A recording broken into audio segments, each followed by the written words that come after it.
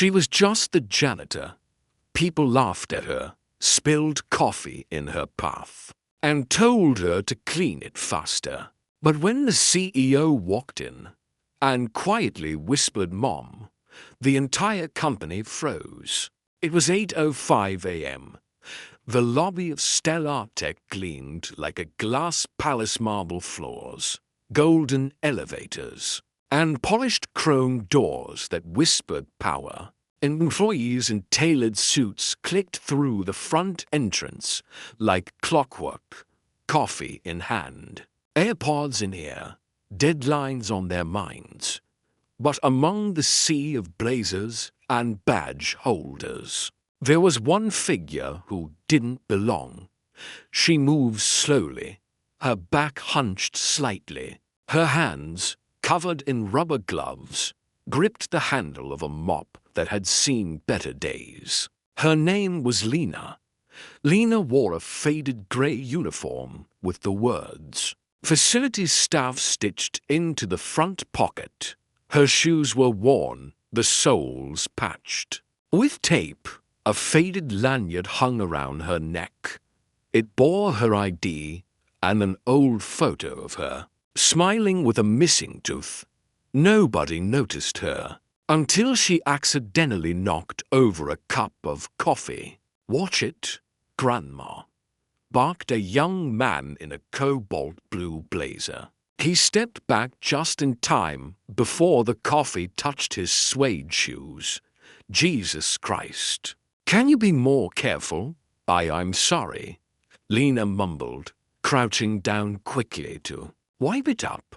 The young man's colleague, a woman with high heels and a sharp tongue, scoffed. "You'd think in a place like this, they'd at least hire janitors who can see straight." Lena kept wiping. Her hands trembled slightly, not because of fear, but because she hadn't eaten since last night. She was saving money, skipping meals to pay rent. It had become normal. The lobby grew quieter as people started staring. Some laughed, others rolled their eyes. Lena didn't say a word. She never did. She had worked at Stellar Tech for nearly 8 years. Every morning, she arrived at 5 a.m. She cleaned the bathrooms, vacuumed the meeting rooms, restocked the vending machines, and wiped every surface spotless before the executives even woke up. She had no friends here, just mop water and silence. But today, something was different. As she gathered the last tissue soaked in coffee, a female intern pointed her phone at Lena. "Do it again," the intern giggled to her co-worker. "Shout at her again. I wanna post it." The young man smirked. "Sure." He turned back toward Lena and raised his voice. "Hey, janitor, you missed a spot. You need me to teach you how to clean." Laughter exploded. Someone clapped. Lena froze. Her knuckles whitened around the mop handle, but she said nothing. Just then, a black BMW 7 Series pulled up outside. The valet ran toward it, and the security team perked up. Everyone recognized the car. It was Mr. Jensen, the current acting CEO of Stellar Tech. No one had seen him in over 3 weeks. Rumor had it he was in London finalizing the IPO. The glass doors slid open. He stepped in tall, commanding, sharply dressed in a navy suit. Sunglasses on, confidence in every step. The room fell silent. The young man who had mocked Lena quickly straightened his tie. The intern lowered her phone. Others stepped aside, murmuring greetings. Jensen didn't acknowledge any of them. Instead, his eyes scanned the lobby, cold, calculating, until they landed on Lena. He stopped. dead in his tracks. A moment passed, just a breath. But something flickered in his eyes. Shock? No. Recognition. He took off his sunglasses slowly, then walked toward her. Lena stood frozen, still holding the mop. She didn't look up. Her face flushed with embarrassment. She was certain she was about to be fired in front of everyone. Jensen stopped 2 feet away. And then he did something no one expected. He knelt.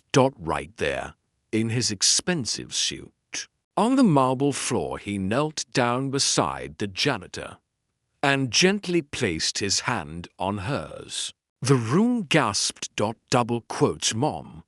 He whispered, "Why didn't you tell me you were here?" Lena's knees gave out. She fell to the floor, speechless. Her lips trembled. Her eyes welled with tears she had buried for years. The intern dropped her phone. The young man in the blazer turned pale.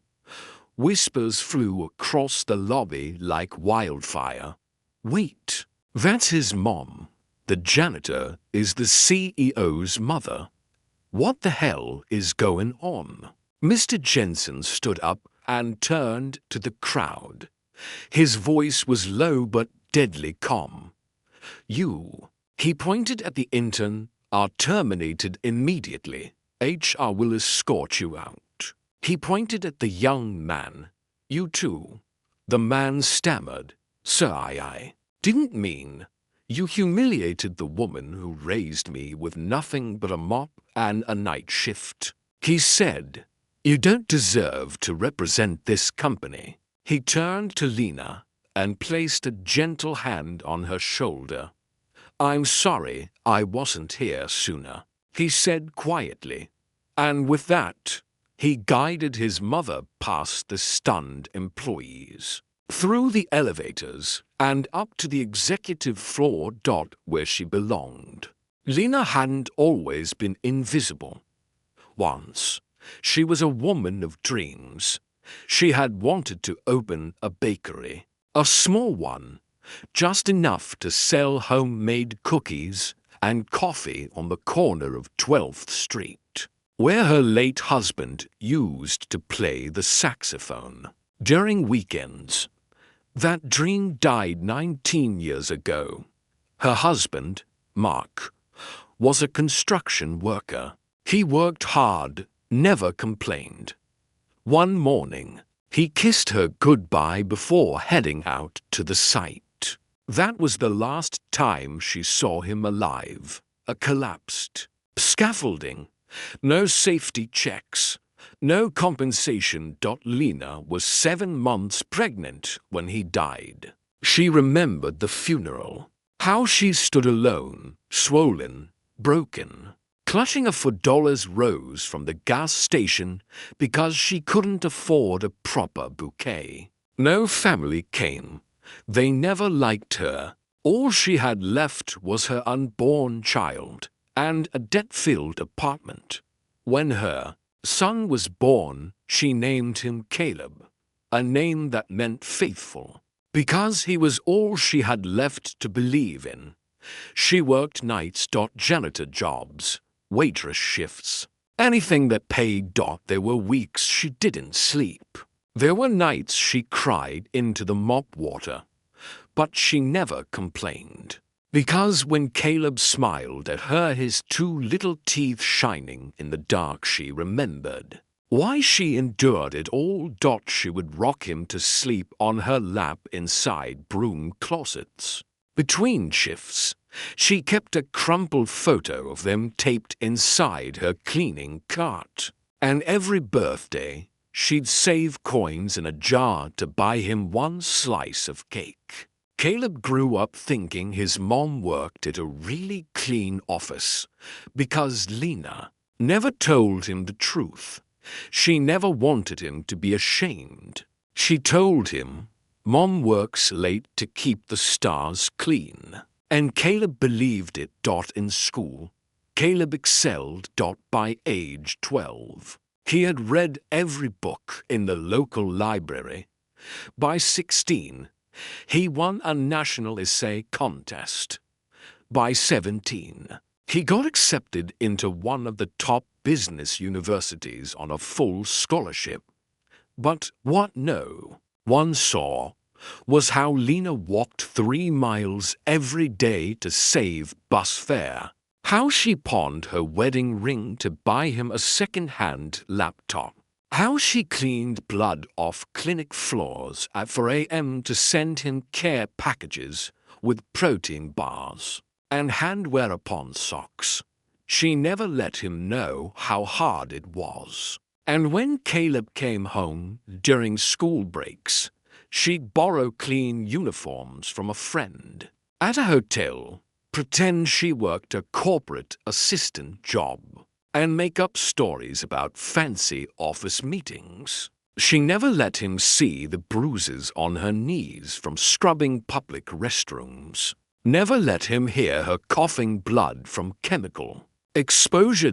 She was always fine, always smiling, because mothers like Lena don't break in front of their children. They only break when they're alone. Years passed. Caleb graduated top of his class. He was offered a chance to shadow a CEO as part of an elite internship program at Stellartech, one of the fastest-growing firms in the country. He didn't know that his mother had already been working there for years. She never told him. In fact, she applied to switch cleaning shifts just to avoid being in the same building as him. She cleaned the offices at dawn before Caleb arrived. She avoided company events, avoided the cafeteria when he might be around.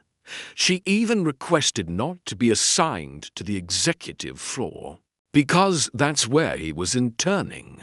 Every time she caught a glimpse of him walking through the hallways, tall and confident in his crisp white shirt, she ducked behind pillars or carts and smiled quietly.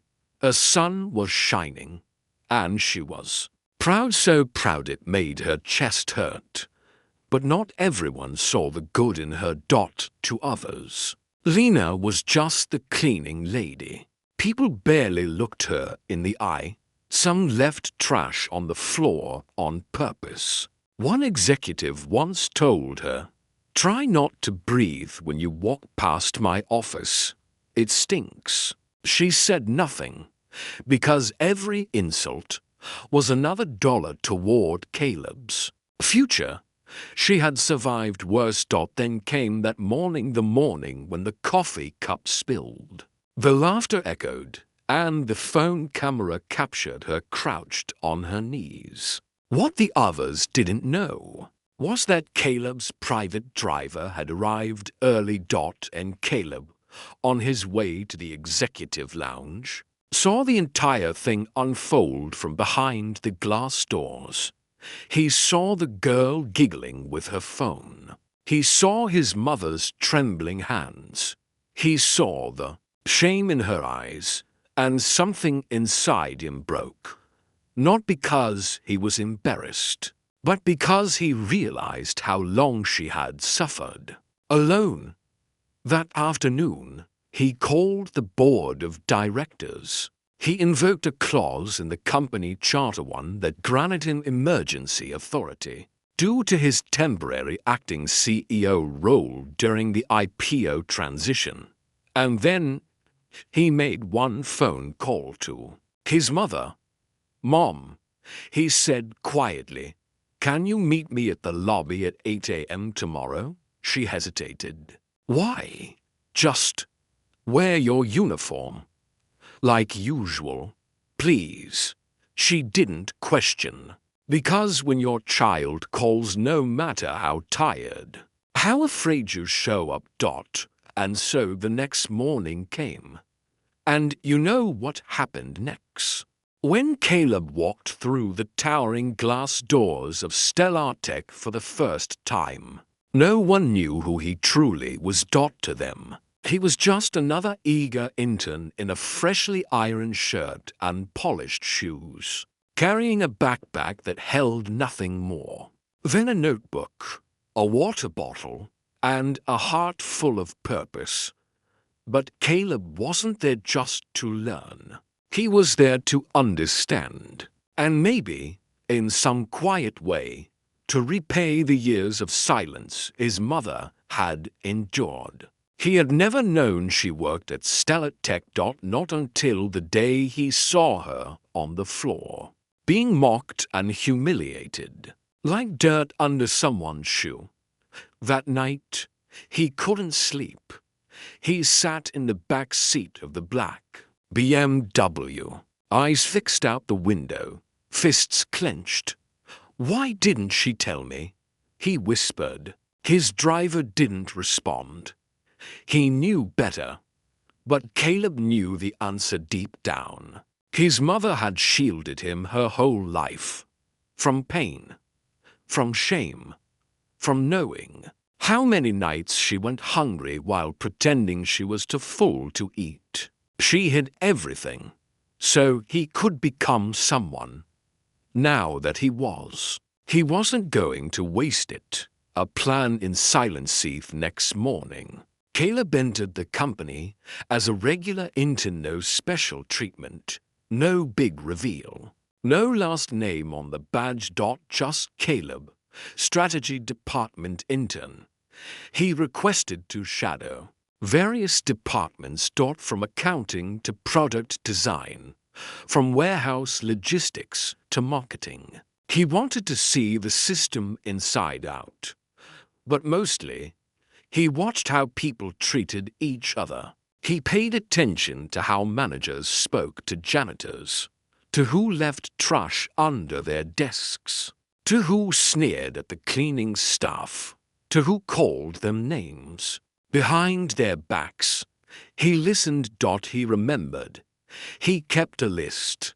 Lena didn't know he was there, and he didn't tell her. Every morning, she still arrived early. She avoided crowded spaces, ate her lunch behind the building in the tiny service yard, sitting on a cracked paint bucket. Sometimes, Caleb walked past her from a distance. He saw the way she picked up discarded coffee cups from the stairwell, how she smiled at the receptionist, who never smiled back, how she bent down slowly, knees aching, to scrub footprints off the marble lobby. He wanted to run to her, to hug her in front of everyone and say, "This woman is my mother. She deserves your respect." But he didn't, because he knew his mother. She wouldn't want attention. She wouldn't want pity. She would only want to be useful and proud that her son stood on his own. So he waited. Until the right moment, testing the waters in afternoon. During a team meeting in the 5th floor conference room, Caleb overheard something. A mid-level executive, Mr. Green, was complaining about janitorial staff. "They're always in the way. I had to wait 3 minutes this morning because the cleaning lady was mopping the hall." 3 minutes? For what we pay her? Caleb looked up. Someone laughed. At least they're cheap. Probably immigrants.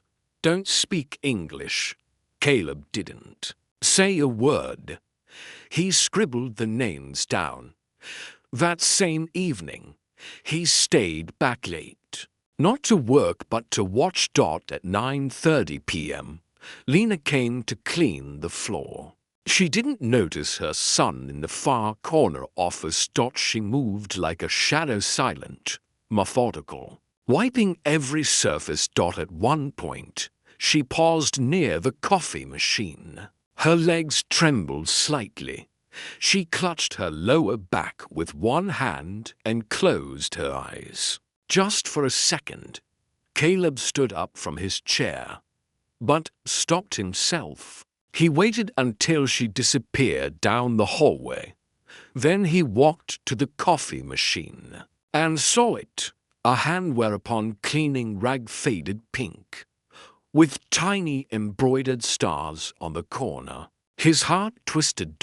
It was the same design she used to make when he was a child. He remembered holding one of those cloths as a baby. She used it to wipe his mouth, to clean his school shoes. And now, she used it to wipe coffee stains from desks of people who didn't even know her name. The offer from the board. A week later, Caleb was summoned to a meeting with the board of directors. They were impressed. His performance, his insight, his initiative.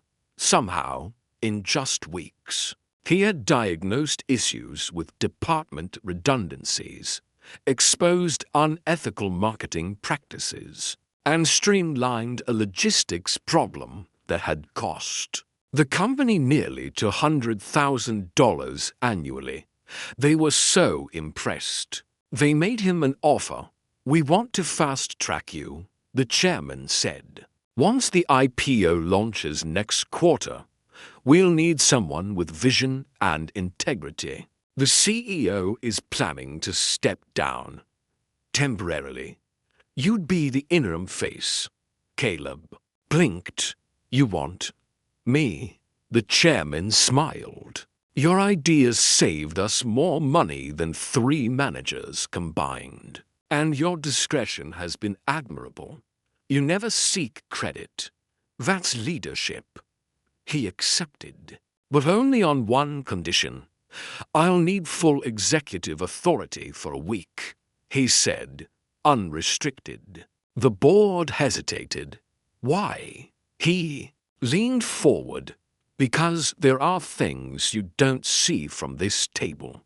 But I've seen them." Lena's final night in the shadows at night. Lena came home late. She found a grocery bag outside her door. Inside, fresh fruit, a hot meal, and a handwritten note. It simply said, "You deserve to eat tonight. You've done enough."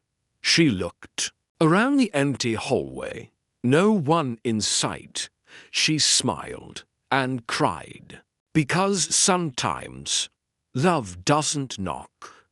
It just leaves a bag of apples and hope. She never knew that her son had left it.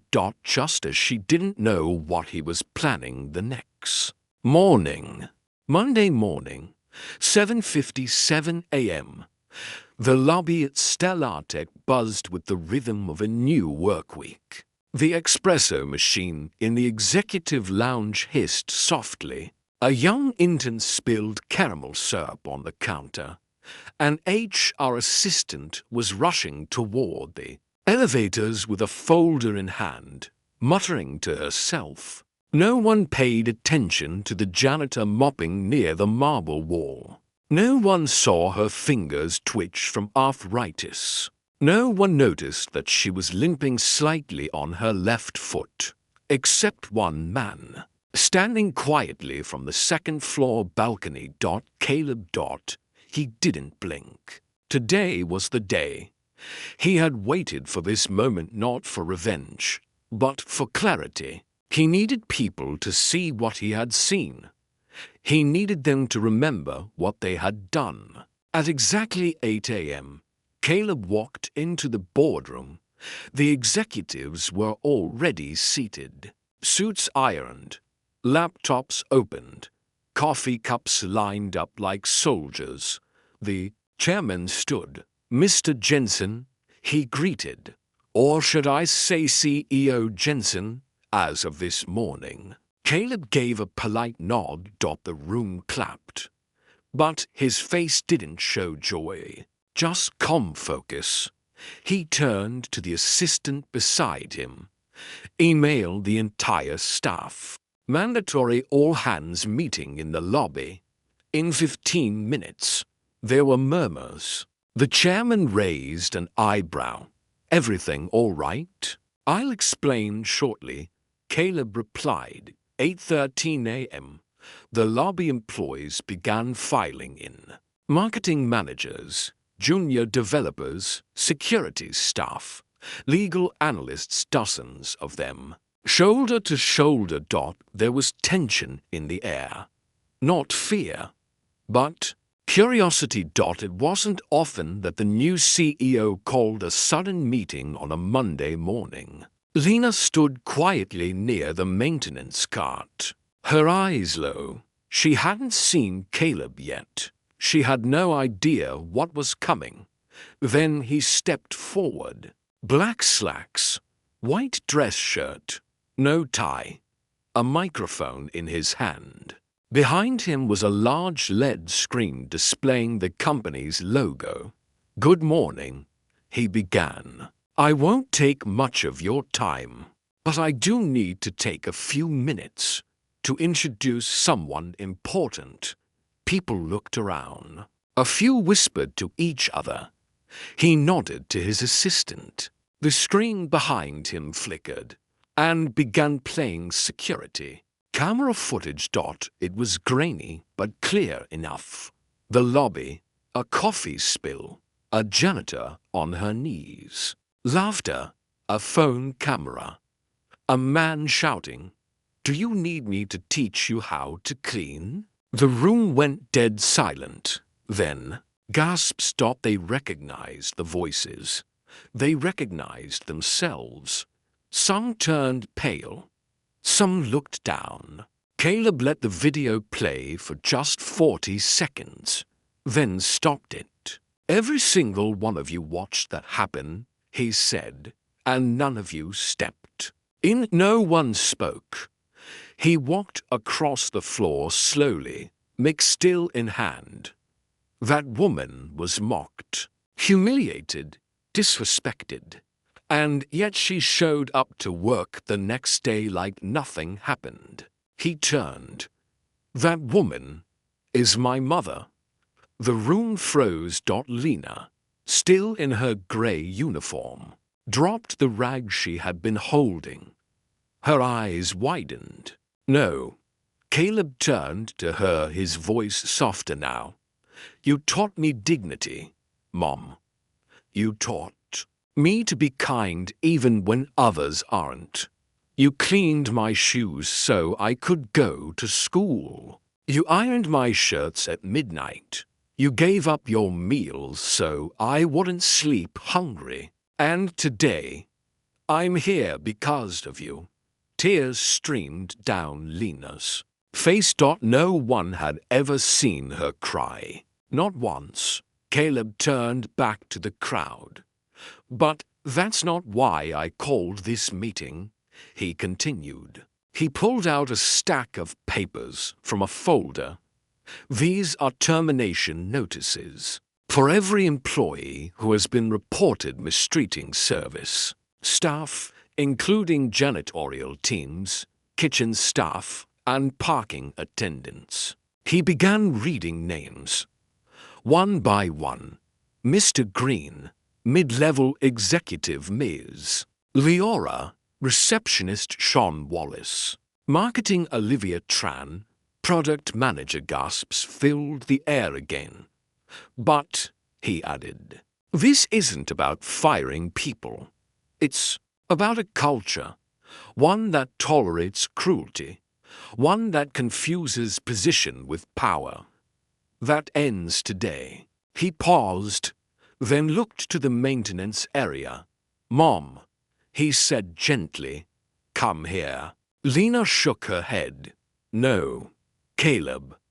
He smiled.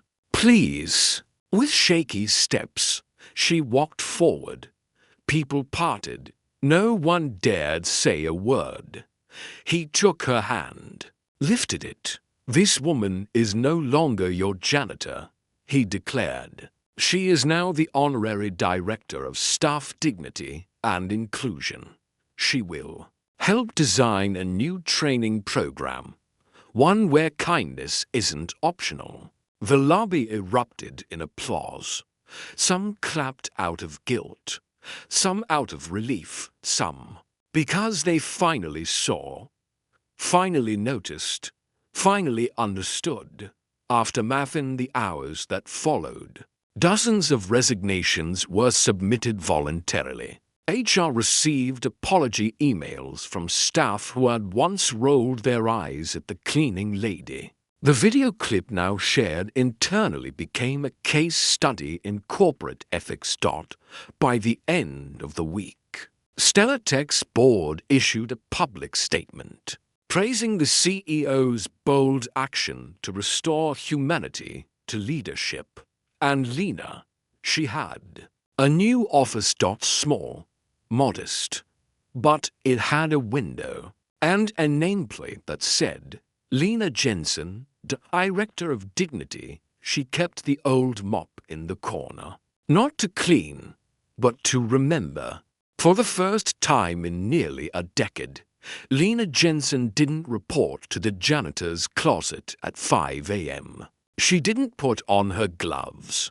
She didn't push the mop cart down the service hallway. She didn't eat her usual breakfast of half a banana and instant coffee in the storage room behind the vending machines. Instead, she walked into her own office, a modest space on the 3rd floor, with a window that overlooked the city's skyline and a small plaque that read, Director of Dignity and Inclusion. It still didn't feel real. Her phone vibrated with messages she didn't recognize. Miss Jensen, your HR onboarding is at 9 o'clock. We've ordered ergonomic seating as requested. Please confirm your preferences for the executive lunch menu. She stared at the screen, unsure how to respond. All these years, Lena had been invisible. Now, people stood when she entered a room. They called her ma'am. They held doors open, offered to carry her bag, complimented her handmade scarf. It was overwhelming. Too much, too fast. She appreciated the kindness, of course she did, but deep inside, she couldn't stop asking herself, would they treat me like this if they didn't know who my son was? The weight of visibility in Wednesday, 2 days after the company-wide meeting, Lena found herself in front of a full auditorium. Caleb had asked her to open the first session of the new staff dignity orientation, mandatory for all new hires. She stood behind the podium, heart pounding. The spotlight was warm. Her knees ached. She had barely slept. But when she looked out and saw rows of fresh faces, some nervous, some curious, she took a deep breath and began. You may have seen me in a different uniform, she said. Maybe you didn't see me at all. And that's the problem. Respect doesn't start when someone gets promoted. It starts in silence, in small things, in how you treat the person cleaning your table, or pouring your coffee, or fixing the printer. Her voice cracked slightly. I'm not here to shame anyone. I'm here to help you see. There was silence. Then applause. But as she stepped off the stage, a quiet thought echoed in her mind. If they knew the whole story, would they still clap? The envelope later that evening, Lena returned home to find a plain envelope slipped under her door. No name, no stamp, no address, just her name scribbled in ink. Lena. She sat at the kitchen table and opened it. Inside was a single sheet of paper. You can't hide forever.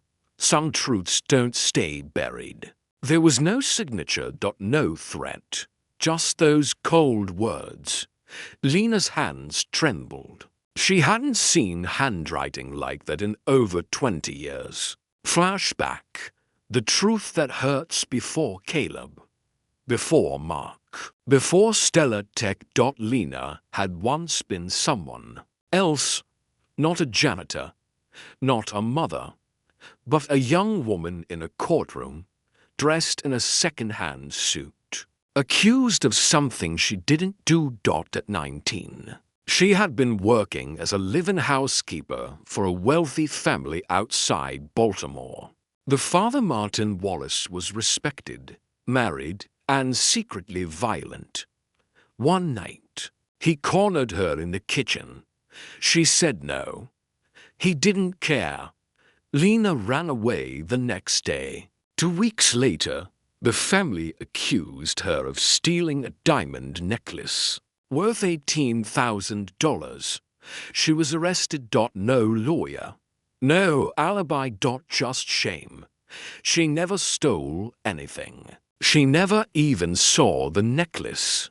But the court didn't believe a teenage maid over a businessman with influence. She took a plea deal to avoid prison. 2 years of probation. Her records sealed but not erased. She left the city, changed her name, moved state to state, until she found a quiet place where no one asked questions. She buried that part of her life. Until now. The length next morning, as Lena walked into her office, Caleb was already waiting inside. He held the envelope in his hand. "Who left this?" he asked gently. "I don't know," Lena replied, but her eyes said otherwise. He studied her for a long moment. "Mom, is there something I should know?" Lena hesitated. She looked away. "I thought it was over," she whispered. "I thought I could just be your mother, not my past." Caleb walked to her slowly. "You don't have to be perfect," he said. "You just have to be honest." Tears filled her eyes. "I was accused of something I didn't do. Years ago, before you were born." She told him everything. The mansion, the betrayal, the trial, the name she no longer used. Caleb listened without interrupting, then sat beside her in silence.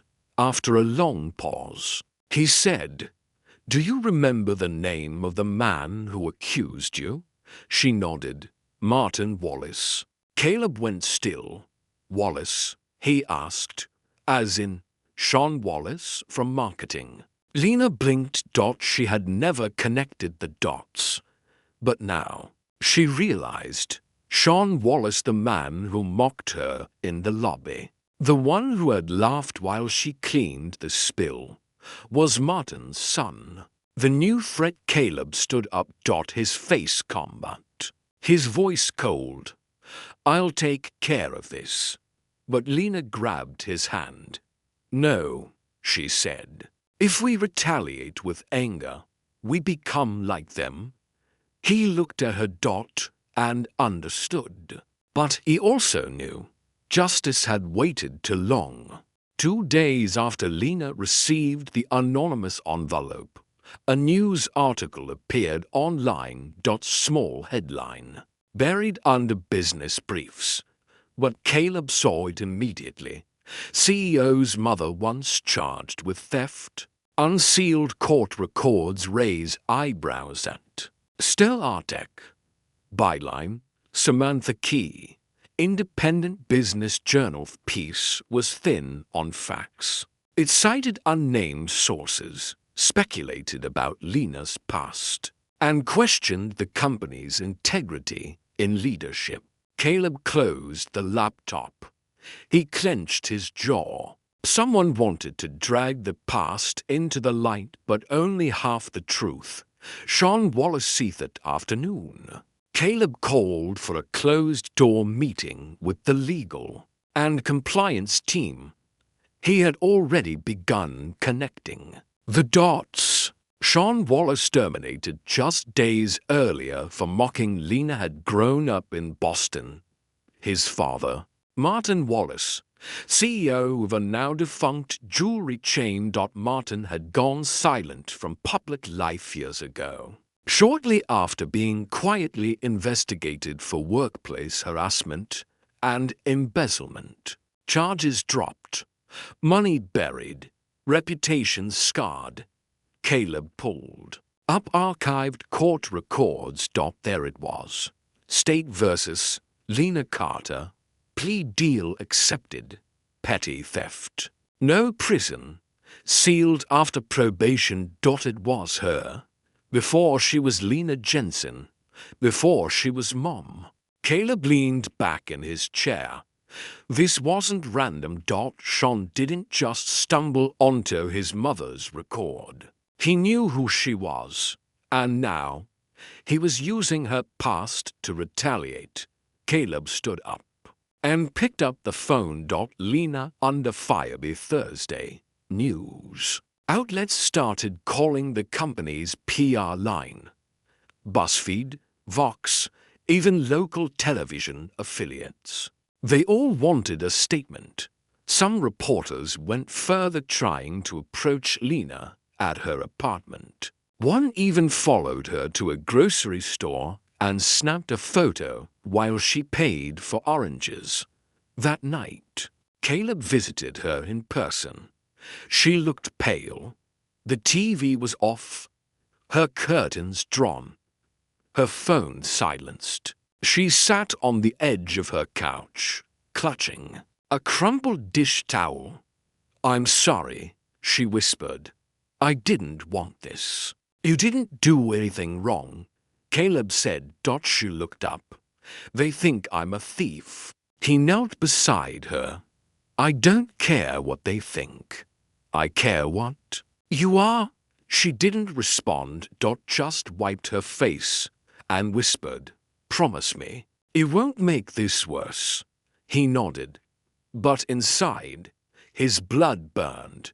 Behind the Senate that night, Caleb met with his most trusted advisor, Amara, the company's general counsel. She had been with Stellartech since its founding. Amara listened to the entire story, Lena's past, the sealed case, the Wallace connection. Then she asked one question. "Do you want to fight back or tell the truth?" Caleb paused. "What if we do both?" Amara raised an eyebrow. "That's dangerous, but powerful." He nodded. "We have nothing to hide." The open letter. 2 days later, Stellartech published a full-page letter in the Sunday edition of the New York Times, signed by CEO Caleb Jensen. "My mother is not a perfect woman, but she is a good one, a loyal one, a resilient one. She raised me on a janitor's paycheck, with blistered hands and sleepless nights, while society judged her for a past she never deserved. Yes, she was once accused of theft. She pled guilty to avoid prison. She was 19, alone, and she was innocent. The man who accused her was never punished, but she paid the price for decades. If we are a company that values justice, we cannot silence the past. We must confront it. My mother is not a scandal. She is a survivor." Caleb Jensen, CEO, Stellartech. The Duluth response was immediate and divided. Some praised him. Powerful, honest, brave. More CEOs should show this level of transparency. This is how you lead with heart. Others criticized. Is this an apology or a distraction? Nepotism masked in a sob story. What message are we sending? Hire your mom even if she has a record. Social media exploded. Hashtag Stellar Truth trended for 48 hours. Lena stayed silent. She didn't use Twitter. She didn't watch the news. But she saw the envelope again, folded, stained with old fingerprints. It haunted her, because she knew Martin Wallace wasn't done.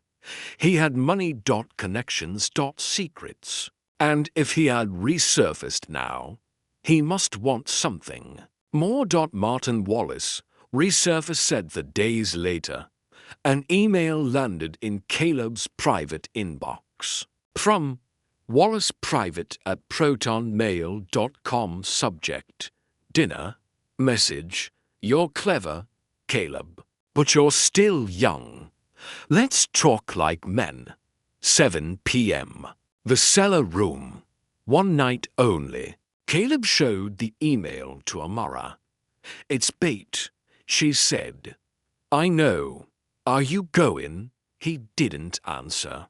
But that night, he arrived at the cellar room, a private club beneath a 5-star hotel. He walked past velvet curtains, past hushed waiters, past a glass wall lined with vintage wine bottles. At the back corner sat Martin Wallace, a man with grey hair, steel blue eyes, and a face that looked like it had been carved from ambition. He stood and smiled. Your mother aged well, he said, pouring whiskey. Didn't expect her to raise a CEO. Caleb didn't sit. I know what you did to her. Martin swirled his glass. You don't know half of it. What do you want? Martin leaned forward. I want the story buried. All of it. You retract your letter. You have her resign. In exchange, I'll make sure no more dirt surfaces. Caleb narrowed his eyes. There is no more dirt. Martin smiled coldly. You sure about that? He slid a USB drive across the table. Take it. Or don't. Your move. Caleb didn't touch it. Instead, he asked, Why now? Martin's eyes gleamed. Because your mother was supposed to disappear, not become a face of reform. That complicates things.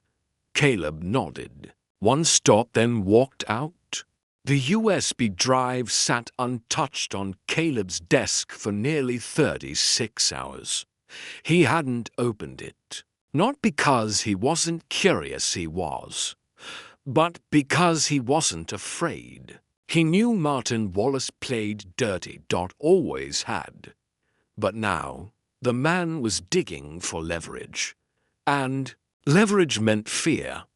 But Caleb wasn't 19.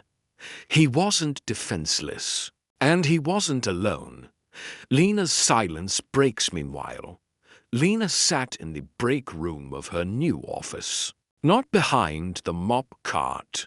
Not under fluorescent bulbs in a basement. But in a room with a coffee machine, real chairs, and a small plaque with her name on the door. And yet, she still felt like she didn't belong. She kept hearing whispers. Some whispered out of sympathy, others out of suspicion. Her story had become legend inside the company. Some admired her resilience. Others questioned the timing. And a few believed she had manipulated her way into power. On Thursday morning, Caleb knocked gently on her office door. She looked up, startled. He sat beside her, wordless for a moment. Then finally said, He gave me a USB. Wants me to bury the story. She froze. Her fingers clenched around the mug she was holding. He continued. He says there's more. That there are things that would complicate your legacy. Lena stayed still. Then finally, she whispered, He's talking about the baby. Caleb blinked. What baby? The secret. Lena turned away from him. Tears pooled in her eyes, but she held them in. Before your father, before you, when I worked for the Wallace family, I wasn't just assaulted. I got pregnant. I never told anyone, not even Mark. I was terrified. 19. alone. And the child, I gave him up at birth, a closed adoption. No name, no records. Caleb sat frozen. His heart pounded in his ears. Martin found out. She continued, not then, but later, maybe through someone at the clinic, maybe through gossip. I don't know, but he knew. She buried her face in her hands, and now he's threatening to expose it. Caleb leaned back slowly, trying to process it all. The man who had destroyed her youth, who had smeared her name, who now came back, decades later, not to apologize but to blackmail. And the worst part, he might not be bluffing. If the child was real, if he found him, if he twisted the narrative, it could unravel everything Lena had built, everything she had survived to protect. The press conference of next morning, Caleb made a decision. He stepped into the main press room on the 17th floor reserved only for executive briefings and asked his team to summon the media. All of them, he said. Looked horrified. Sir, that could backfire. Then let it. At 10 a.m., cameras flashed. Dozens of reporters crowded behind microphones. Caleb stepped to the podium. No notes. No teleprompter. Just truth. There's a man who wants to silence the story of a woman who survived more than most of us will ever endure. He's threatened to expose her past, her private pain, her hidden history. But what he doesn't understand is that you can't blackmail the unashamed.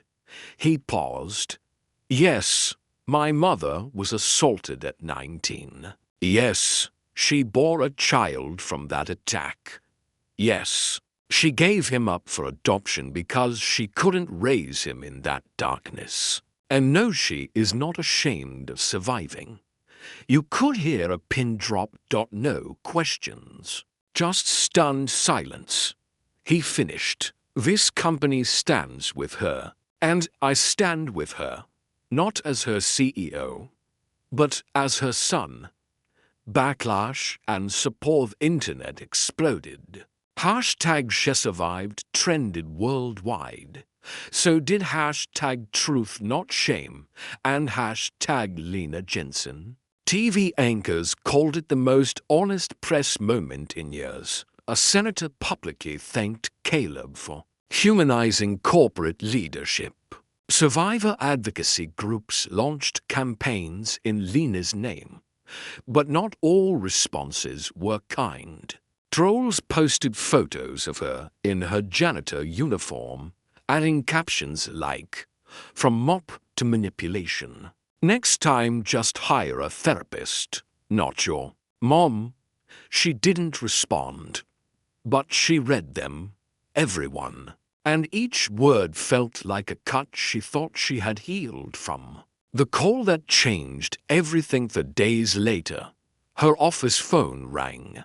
The screen showed unknown number. She hesitated, then picked up. A young man's voice spoke. "Is this Lena Carter?" She stopped breathing. "Who is this?" "My name is Daniel," the voice said. "I think I might be your son." "I think I might be your son." The voice on the other end was calm, young, measured. But those words hit Lena like lightning. She couldn't speak. "Hello," the voice asked again. "Are you still there?" Her lips parted, but nothing came out. Finally, she whispered, "Daniel." The name was a guess, a hope, a memory she'd never allowed herself to form. He responded softly, "That's the name they gave me. I don't know if it's the one you would have chosen." Lena's knees gave way. She sank slowly into her chair. I didn't think you'd ever find me. Daniel paused. I didn't either. But when your name came up on the news, something clicked. I've been searching, and suddenly, there you were, 2 days later. The meeting they met in a small coffee shop on the east side of the city. Neutral ground, no press, no security. Lena wore a long coat, sunglasses, and carried trembling hands in her lap. When Daniel walked in, she knew him instantly. Same eyes, same cheekbones, same quiet stillness she saw in herself every day. He sat across from her. No words at first, just two strangers with a lifetime of silence between them. Then she spoke. I wanted to keep you. I swear to God. I did. Daniel nodded slowly. I know, but I was a child, and I was alone. And Martin Wallace, he would have ruined you. Daniel looked down. I was raised by good people, he said. They gave me love, stability, but they weren't you. Lena's voice cracked. You were never forgotten. He smiled. Barely. I figured that out when I heard how you raised Caleb. I saw the press conference, the way he spoke about you. He looked up, eyes wet. That's how I always imagined a mother would speak. Lena reached across the table, took his hand, and for a few precious seconds, time folded. The broken years stitched back together awkwardly, imperfectly, but held by something stronger than blood. Truth. Meanwhile, Martin strikes while Lena reunited with Daniel. Martin Wallace made his move. He'd spent the last week orchestrating what he called a reckoning through offshore proxies and media insiders. He leaked Caleb's private emails from college edited to sound arrogant, privileged. Internal meeting notes taken out of context to suggest nepotism. And worse, a falsified claim that Stellartech had buried past workplace injury cases involving janitors. The story exploded. Is Stellartech really a champion of justice or just a PR machine? Whistleblowers claimed CEO fast-tracked his mother for optics. The Lena Jensen lie. The company's stock dropped 11% in 48 hours. Social media turned toxic, advertisers pulled funding. Partners cancelled contracts. An emergency board meeting was called. Caleb under siege inside his office. Caleb stared at the storm he didn't start but now had to weather. His legal team worked around the clock. The PR team scrambled to clarify the false claims. But the damage was done. In the court of public opinion, doubt had already taken root. His phone buzzed. Lena. He picked up instantly. Her voice came through, trembling but firm. It's him. He's trying to finish what he started. Caleb nodded. I know. He's pulling every string he has. Then she added something that made his blood run cold. He's trying to get to Daniel. Daniel's choice that evening. Daniel received a letter hand-delivered by a man in a grey suit. The letterhead, Wallace and Burke. Private legal counsel's message was clear. We represent Mr. Martin Wallace, who has taken interest in your recent discovery of biological lineage. He wishes to speak with you privately. There are matters of inheritance and legacy you deserve to hear. Daniel stared at the letter. He knew what this was. Not a reunion, a recruitment, a weaponization. He picked up his phone, dialed Caleb. He's coming for me, Daniel said. But I'm not going to be his pawn. A plan forms that night. In a small apartment above a Vietnamese bakery, the three of them met. Lena, once invisible, now under fire. Caleb, once rising, now embattled. Daniel, once lost, now found, and at the center of a war he never chose. Caleb spoke first. We don't respond by hiding. We respond by revealing. Lena shook her head. He'll twist anything we say. He has the money, the media, the narrative.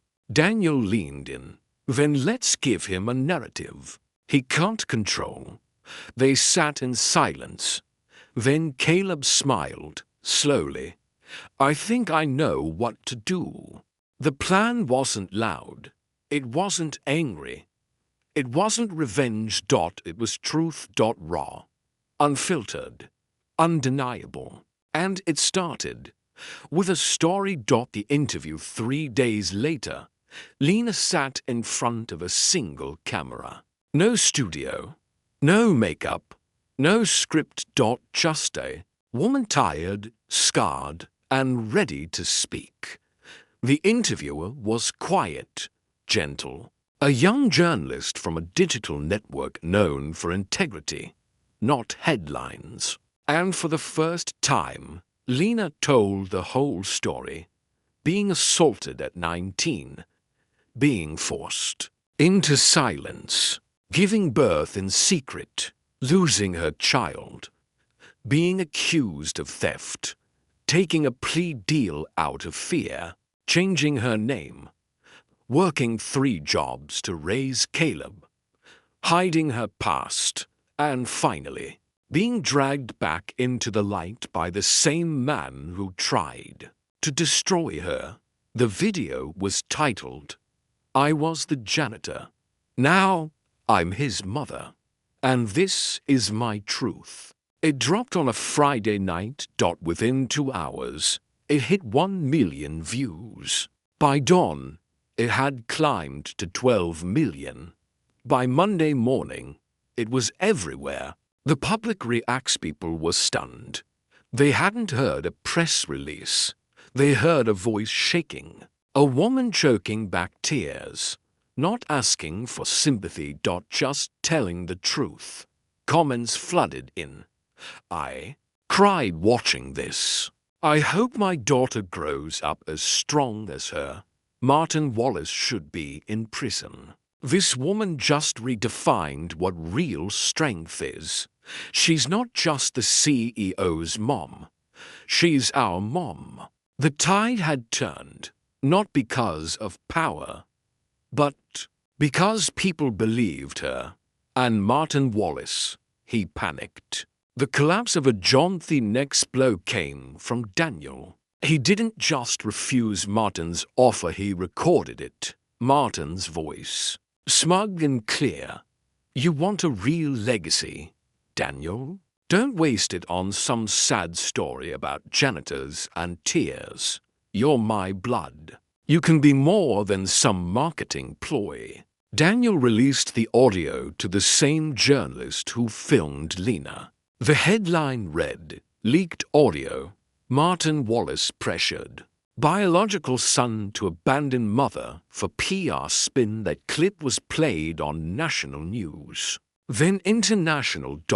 And finally, legal offices. The investigation within days. The Department of Labor reopened Martin's closed harassment cases from 20 years prior. Old victims came forward, maids, assistants, interns. Some had been paid off, others had been silenced. But now, seeing Lena speak, they found courage. By the end of the week, Martin Wallace was issued a federal subpoena. His legal team went silent. His PR rep resigned. And the empire he had built, brick by brick on silence and power, began to crumble. Inside Stellar Tech, meanwhile, Stellar Tech rebounded. Hard. Stock prices stabilized. Public trust soared. More than 60,000 new job applications flooded their HR portal, citing Lena's video as the reason I want to work for you. Caleb declined dozens of press interviews. He didn't want to talk.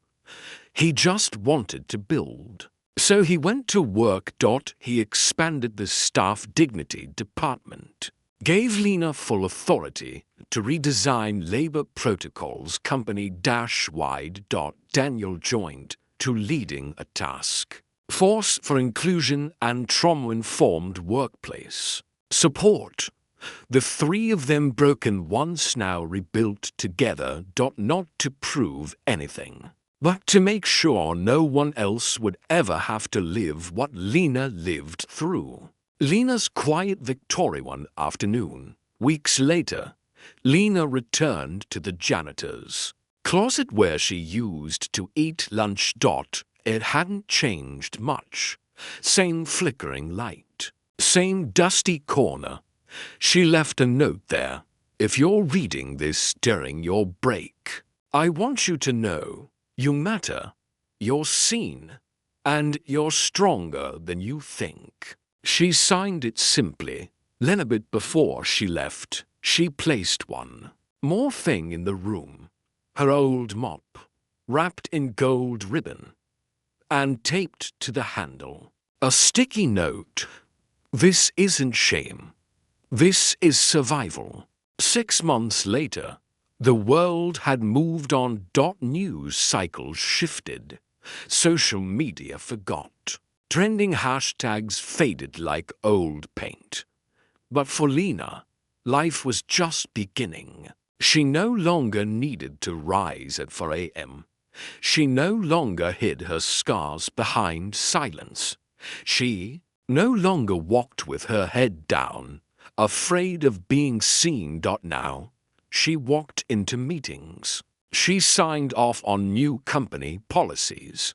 She reviewed cases of mistreated employees. She personally called each janitor hired by Stellar Tech just to say, "Welcome, I see you." She was no longer just a janitor, but she would always be proud that she once was. The trial of Martin Wallace in October.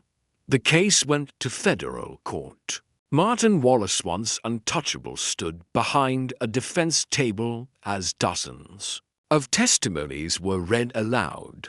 A hotel maid assaulted in 2001. A teenage nanny in 1997 who was paid hush money. A male assistant forced to falsify financial documents. Lena, though her case was too old to prosecute, her voice became the most powerful in the room.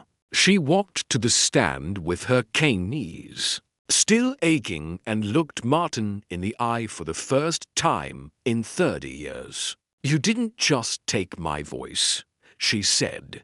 "You tried to bury me alive. But I grew in that darkness. I raised a man better than you'll ever be. And now, I'm not afraid." The court was silent. Martin said nothing. He was sentenced to 22 years in federal prison for obstruction, fraud, and multiple counts of workplace abuse. He left the courtroom in handcuffs. No press conference. No redemption arc. Just silence. Daniel's healing for Daniel. The world had opened up and become heavier all at once. He'd spent his whole life wondering where he came from. Now he knew. And it was complicated. But healing doesn't happen in a day. So he took it slow. He and Lena met every Sunday. Sometimes for coffee. Sometimes for walks. Sometimes just to sit together in silence. She didn't try to make up for lost years. She just listened, and he didn't ask for more than she could give. In time, the space between them shrank. And one Sunday, without warning, he hugged her. She cried into his shoulder. He joined Caleb's team full-time. built an internal platform for employee mental health and family outreach, called it the First Light Program. Because, as he said in his launch speech, the darkest hour is always right before the first light. Caleb's legacycle never wanted fame. He declined Forbes covers. He said no to TED Talks. He didn't trademark his mother's story. He just led, quietly, firmly, with purpose. Under his leadership, Stellar Tech became the first Fortune 500 company to mandate trauma-informed leadership training, the first to hire ex-janitorial staff into managerial tracks, the only company in its sector with a 98% employee satisfaction score across all levels of staff. But if you asked him what he was proudest of, he'd point to the photo on his desk, a faded black and white picture of a young mother holding a baby. Next to a mop cart. Smiling. 1 year later, company threw a small celebration. Not for profits. Not for expansion. But for Lena Jensen's 1 year anniversary as Director of Dignity and Inclusion. She didn't want a party, but Caleb insisted.